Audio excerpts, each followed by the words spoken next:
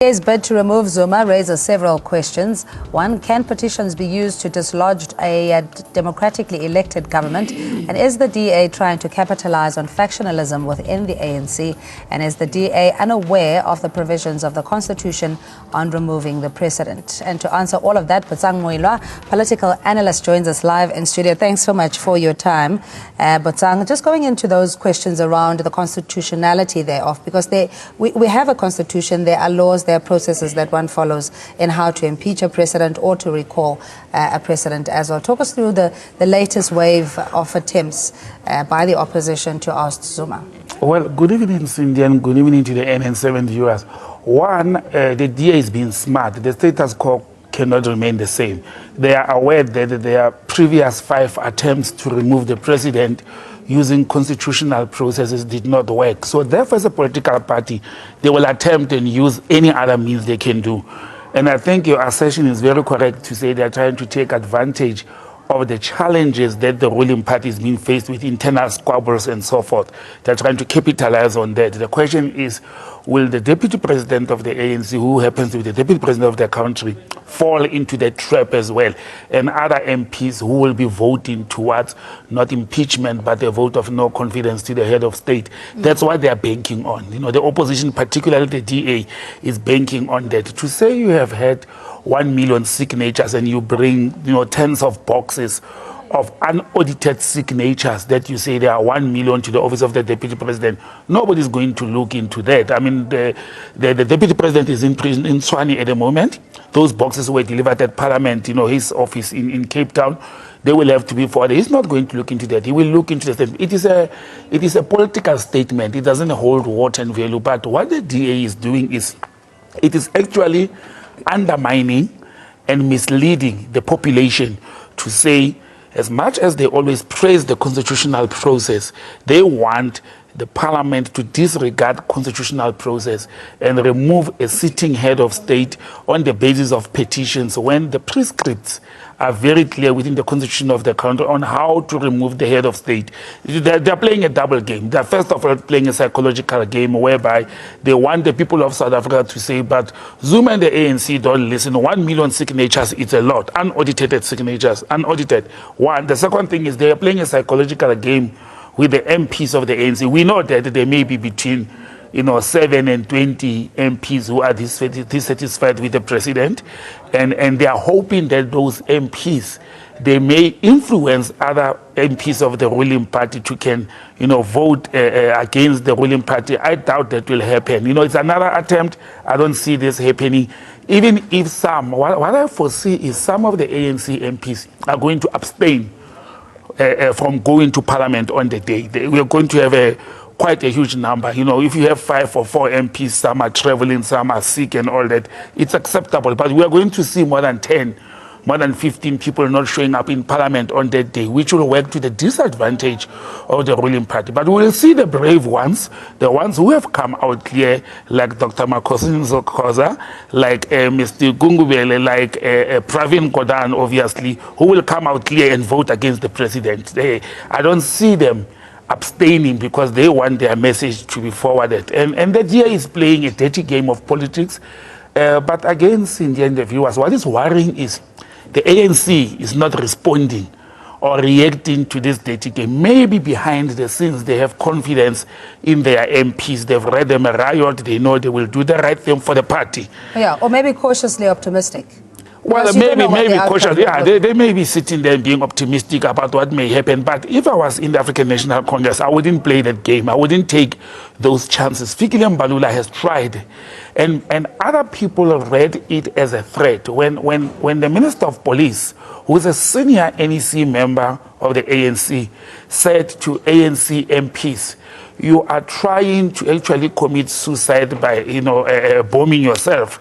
It was not a threat. He was actually simply saying you are dependent on this organization for working and for saving the country. Yes, you are saving the country, but on the ticket of the ANC now, if you are going to vote against the party that has deployed you to Parliament, you are simply meaning, we should not forget that will simply mean if the president is recalled, cabinet will have to dissolve. Yeah. And we'll have 90 days to go and elect, up to 90 days to go and elect a new president. So all these cabinet ministers, of which the majority of them are MPs, they will have to vacate their position. And then if they sit as MPs, then the new legislative assembly will go and elect the president of the country as proposed by the political parties. The ANC can still put Zuma forward and say, no, we still want Zuma to be put forward. There's nothing that will stop them. The constitution is actually gray in what happens to a president that a motion has passed. The constitution is very gray on that area. And therefore, it does not leave the ANC to put another one of them. And we must not look at Jacob Zuma. We must look at the president of the ruling party is the president of the country. So the ANC will put another candidate that they prefer. But we all know that the war is not against the ANC at the moment. The war of the opposition is against Zuma. Once they're finished with him, they will be dealing with the ruling party itself. And I wonder if the ruling party is aware of that. Or even prepared, or have a counter strategy. Mosiri Tsiane, South African Liberty Foundation chairperson or president. Good evening to you.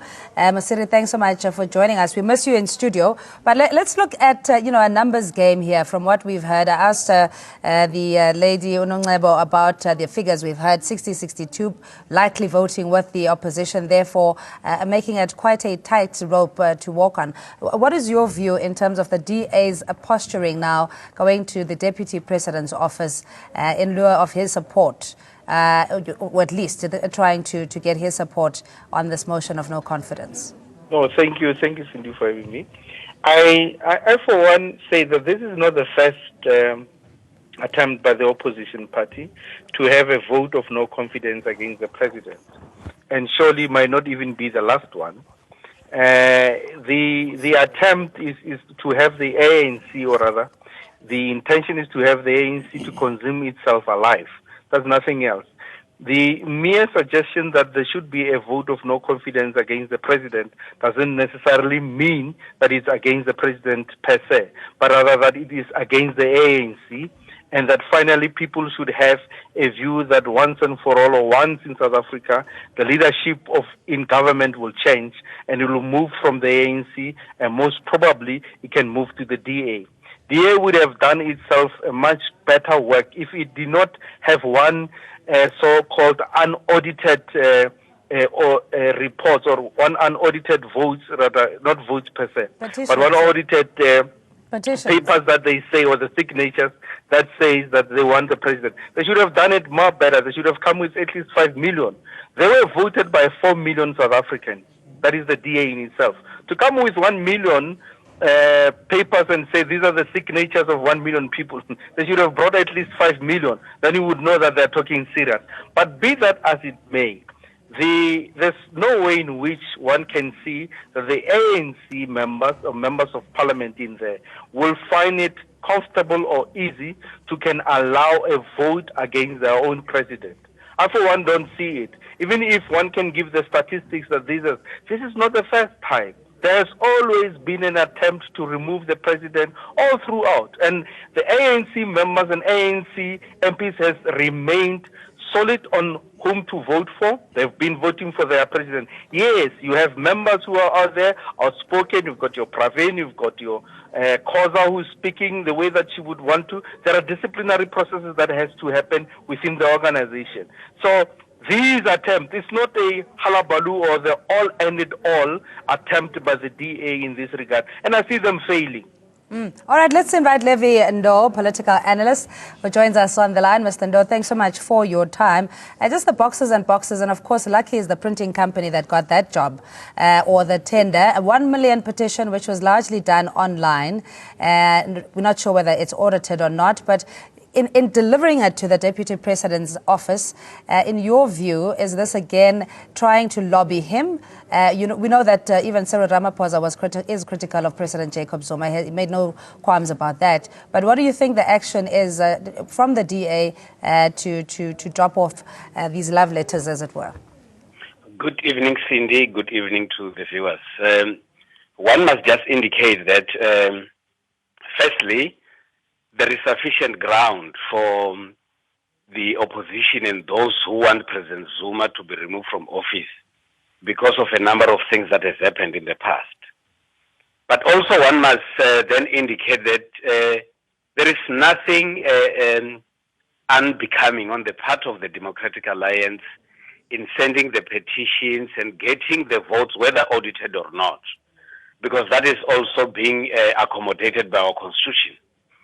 But one must note that the opposition and those that want President Zuma to be removed seem to be gaining momentum all the time, and their voice is getting louder and louder. But one must also put the few next facts on the table to say that the members of parliament who have to speak on any other issue should then be aware that they are actually exercising their rights as enshrined in the Constitution, which is the freedom of expression. But one very, very important aspect of the freedom of expression is that when you join a party or when you join an organization, there are certain rights that you have that you actually surrender to that party. And that is why when we move faster towards voting in parliament by members of parliament. Remember, these people are in parliament because they are sent by political parties. You have got your party caucus and you have got party decisions that must be taken. Obviously, a member of the DA who is sent to parliament by the DA cannot vote contrary to the decisions taken by the DA. Equally, the ANC members have to vote on the basis of the decisions taken by the ANC. Yeah. And that's why I would concur, with some of the sentiments that say it is quite unlikely for members of the ANC to go in big numbers and vote against the ANC, because that will be an indication of ill discipline, and that will be an indication that says that we don't abide by the decisions taken by our own party. Yeah. All right, Levi, please stay on the line. I mean, as we say, in the democracy, people have a right to make a decision, and we can be critical of whether they have a conscience or they lack a conscience, however you will define it, Botsang, especially in how the opposition has played out their own issues or disputes. Well, Cindy, I was actually appalled by Mmusi Maimane talking to the deputy president of the country and the ANC about conscience, when his party itself, the DA, when one of their members in Mohali City voted with conscience and took away, the ruling, and with the EFF as well, away from the DA, they started talking about, taking them through lie detector tests and so forth. So when conscience apply to a white party like the DA, or predominantly white party like the DA, then it's okay. But when it's applied to the African National Congress, he even wants to tell the deputy president. But I've also questioned Mmusi in saying, historically, the Democratic Alliance, which is formerly the Democratic Party in the apartheid era, it's a party that was a white-only liberalist party.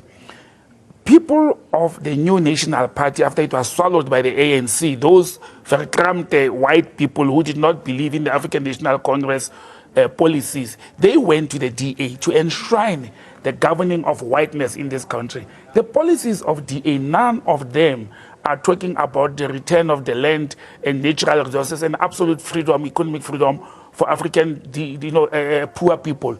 And the leader of the DA is talking about conscience. I'm questioning his conscience himself to be leading a party that is actually perpetuating the atrocities of apartheid, the policies of apartheid and colonialism, the land ownership, the economic control of this country. He's not saying anything that black people in this country still own less than 20% of the land, and white people, who forms the majority of his political party, they still control the economy of the country. Where is his conscience? He's even saying to Mr. Ramaphosa, who's the deputy president of the country, he must vote with conscience. I've got a problem with that as well, because when you look at the black consciousness and Pan-Africanist organizations, they've been saying white people who bought land, they bought stolen property. And I look at the way Mr. Ramaphosa has been conducting business and himself buying buffaloes, which are stolen properties, just like stolen land. None of the dromedaries, Reger and Goede came to this continent with livestock. These are natural, God-given animals to African black people. And Ramaphosa goes and buys those animals from white people who stole them from African people. So none of them can come to the table and put conscience onto the table. You know, their conduct, their practice, the way they conducted their politics and their business, both of them, they cannot mention conscience into that. But the DA is dreaming. If they think they can tell their MPs and member of provincial legislators to toe the party line, and when the ANC tells their MPs to toe the party line, then they say, no, it's not correct, the people don't want Zuma anymore. This is not about Jacob Zuma. This is about the constitution of the country, which opposition parties must respect. And they are not in conducting this business of removing Jacob Zuma out of power. They are not respecting the constitution of the country. All right, Mosiri, just in terms of the environment within the ANC at the moment, it's very conducive, of course, to further create more confusion or to have this upstanding morality or high ground position, as we've seen with the opposition, to try and tell members of the ANC as to what to do. It's almost an instruction to say you have to vote with the opposition, otherwise you will be deemed to either be corrupt or be part of the rot. I think that's the message that they're trying to send. And that message seems to be reaching to deaf ears. You know, they would have made sense, one would say, a couple of months ago. But it doesn't make sense anymore. They've proven to the South African same that conscience is something else. We don't practice it within the DA. We don't practice it within the EFF. We vote with party line. Maybe a couple of months ago, before they could have reacted, the manner in which they reacted with their voting in the municipalities, that they've shown that their conscience is aligned to their party. Now, people will have a different view about these people are preaching this, but they're not practicing what they are preaching. Be that as it may, the ANC, after its policy conference, there seems to be an order there. The members who are outrightly opposing to the president, there are actions taken against them. The internal battles of the ANC are democratic processes. There is a process in which, obviously, there will be of different views, different preferences of leadership, and that seems to be stable now. We can see that members of the ANC are far more, or the ANC in itself is getting and gradually becoming a stable organization. It's able to take a disciplinary process against those that have reacted differently to what was agreed in that policy conference. What everybody else in the ANC is now preparing for themselves for is not this petty little thing of having to remove the ANC president by vote of no COVID. I don't think they take it serious. What they take more serious is who is ultimately going to be the president of the ANC come December 2017. The battle is all that. Now the ANC members are disciplined when you look at them. Members are disciplined, branches are disciplined. There is discipline within the ANC. Only few members that are there and disciplinary process are taken against them. Surely the DA, or the EFF in itself, is not making waves. They are not making that wave anymore because we have seen that they have failed to preach they failed to practice what they preach. All right, briefly closing comments, Mr. Ndo, in how the Deputy President ought to react to this petition and other attempts to oust President Zuma. No, well, I think one must indicate that the attempts to lobby MPs is on by the opposition, but there is an element of instability, especially on the part of the opposition, to say we have not done enough. That is why they're even marching and doing all sorts of things to try their level best to persuade the members of the ANC to vote in their favor. Indeed, this is a very, very psychological warfare, and it works not only to the members of parliament, it works to the public in general. And I think that is what the opposition wants to do. The opposition might not make it next week, but they will still pursue this attempt to say, we have got a party that is protecting a leader that is not wanted by the majority of citizens in this country, and they will always try their best to put the ANC at the corner. And that indeed would then become a problem for the ruling party. The fact of the matter is that members of parliament vote along party lines, and there is no possibility of the members of the ANC in majority voting with the opposition. All right, Levindo, thank you so much. Should we, Botsang, very briefly, be so precious about the South Africans who took the trouble to write in to complete the petition, all 1 million of them, as the rest of the country, in the interest of the country? Well, Cindy, it is in their democratic right and freedom of speech to express how they feel regarding the political leadership in the country. There's nothing wrong with that. But what is wrong with it is trying to use that, a petition like that, to remove a sitting head of state when we have a constitution that describes. So I hear what Professor Ndo is saying by saying the vote of no confidence is gaining momentum. I don't think it's gaining momentum. It's just being repeated because the ANC MPs have been consistent in voting. People are expecting that at this time around, the margins will be different. But they've been very consistent, to say we'll toe the party line. So there's no momentum is there. The opposition keeps on bringing it in. But where the ANC may be playing in the hands of the opposition is undermining the legal processes, whereby I don't think the ANC should have charged at the moment internally the MPs who went out and spoke against the president, because now they're giving the opposition ammunition to can go to court and say, Constitutional Court, we want to take that intimated. Yes. So they will use that as evidence. But I don't think they should. If the people of this country, I don't know who says it, the majority of the people of this country doesn't want the president of the country. When they have 4 million members, they've secured 1 million signatures. If the majority of the people of this country do not want the sitting head of state who was put there by the ruling party, they go to national elections and they vote the ruling party out of power to can bring the party that they want. That is a democratic dispensation. It's prescribed in the constitution. And Black Twitter doesn't count.